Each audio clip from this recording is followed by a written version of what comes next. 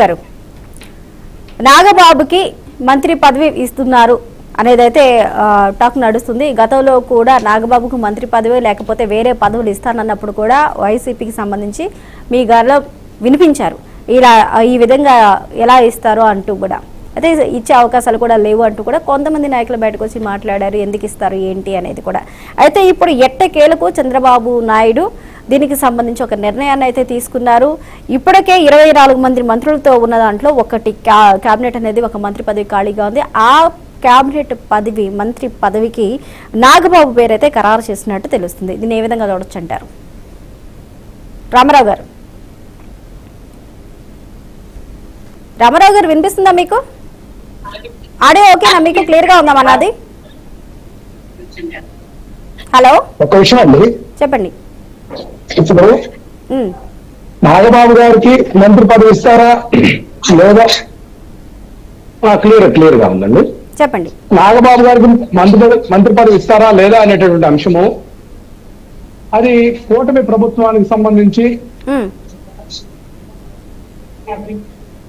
వాళ్ళ యొక్క అంతర్గత వ్యవహారము. కానీ ఇక్కడ ఒక విషయం అండి, పవన్ కళ్యాణ్ గారు అడిగినటువంటి అంశం ఏంటంటే నాగబాబు గారికి రాజ్యసభ పదవి కావాలని వాళ్ళు ఆకాంక్షించారు. ఇక్కడ రాజకీయ విధానం చూస్తా ఉంటే ప్రజారాజ్యం పార్టీలో అల్లు అరవింద్ అనేటటువంటి వ్యక్తి చిరంజీవి దగ్గర చేరి, అంటే చిరంజీవికి ప్రధాన బావమర్ది, అక్కడ చేరి అన్ని విషయాలు చక్కబెట్టి భారీ స్థాయిలో కలెక్షన్ చేశారనేది ఏదైతే ఉందో, నాగబాబు గారి మీద కూడా ఈరోజు జనసేన పార్టీ విషయానికి వస్తే పవన్ కళ్యాణ్ గారి ఆర్థిక పరమైనటువంటి పార్టీకి సంబంధించినటువంటి ఈ కలెక్షన్స్ అన్ని కూడా నాగబాబు గారు చూస్తున్నారు అనేది అందరికి కూడా తెలిసినటువంటి అంశమే. అంటే రామారావు గారు కలెక్షన్స్ అంటే ఏ కలెక్షన్స్? పార్టీకి సంబంధించిన కలెక్షన్స్ అంటే ఎలాంటి కలెక్షన్స్? ఇప్పుడు జనసేన పార్టీ 2014లో ఎన్నికలకు ముందు స్థాపించిన పార్టీ అండి.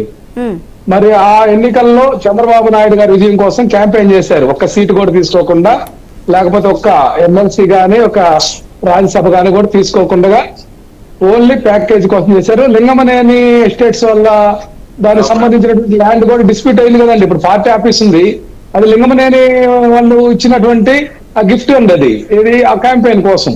అట్లాగే కొంత మొత్తం డబ్బులు కూడా ముట్ట చెప్తారు అనేది అంత ప్రజల్లో నానుడు ఉంది, అనుమానాలు ఉన్నాయి. ఇదంతా కూడా ప్యాకేజీ కోసం చేశారు. ఎందుకంటే ఒక్క సీటు కూడా పోటీ చేయలేదు, ఒక్క సీటు కూడా అడగలేదు, ఒక నామినేటెడ్ పోస్ట్ తీసుకోలేదు.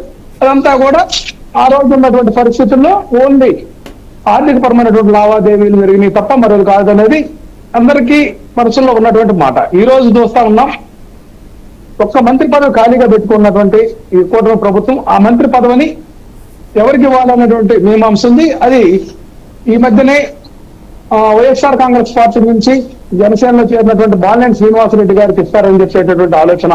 దానికి సంబంధించి ఎమ్మెల్సీగా జయమంగళ వెంకటరమణ అనేటువంటి వ్యక్తిని ఆ యొక్క ఏదో మొత్తాన్ని ఆయనకు ఇచ్చి రిజైన్ చేయించారనేటటువంటి విధానం కొనసాగుతా ఉంది. మరి అటువంటి పదవి మరి బాలినేని గారికి ఇవ్వాల్సి ఇచ్చిందేమో ఈ మంత్రి పదవిని చంద్రబాబు నాయుడు గారు అట్లా డిసైడ్ చేశారా? వాళ్ళు వాస్తవంగా నాగబాబు గారికి రాజ్యసభ అడిగారు. ఇప్పుడు ఒక విషయం అండి, ఇద్దరు అన్నలదమ్ములు కేబినెట్ లో ఉంటే అది జనసేనకి ఆత్మహత్య సదృశ్యం అనేది రాజకీయ అవగాహన కలిగినటువంటి ప్రతి ఒక్కరికి తెలిసినటువంటి అంశమే. ఇది చంద్రబాబు నాయుడు గారి యొక్క రాజకీయ ఆ యొక్క ఏదైతే రాజకీయ తంత్రం ఏదైతే ఉంటుందో చంద్రబాబు నాయుడు గారి దగ్గర, దాంట్లో జనసేన నిరికించేటటువంటి భాగంగా నాకైతే అనిపిస్తా ఉందండి.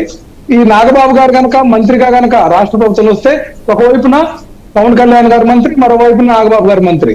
ఇక్కడ ఒకే కుటుంబం నుంచి అన్నదమ్ములు ఇద్దరు కూడా ఒకే పార్టీలో నుంచి ఇద్దరు మంత్రులుగా ఒకే సామాజిక వర్గానికి సంబంధించిన వాళ్ళు ఇప్పుడు ముగ్గురు మంత్రులు అవుతున్నటువంటి ఆ యొక్క క్యాలిక్యులేషన్ కూడా ఇది ప్రజాబాహుల్యంలో ఏదైతే ప్రజల్లో మాత్రం ఖచ్చితంగా అసంతృప్తికి లోనయ్యేటటువంటి అంశం తప్పితే ఇది జనసేనకి ఏమాత్రం కూడా మంచిది కాదు అనేది మాత్రం మనకి స్పష్టంగా కనిపిస్తుందండి. ఓకే, జనసేనకి ఇది ఏమాత్రం మంచిది కాదు అంటారు. ఓకే అండి రామారావు గారు, ఒక నిమిషం హోల్డ్ అవునండి.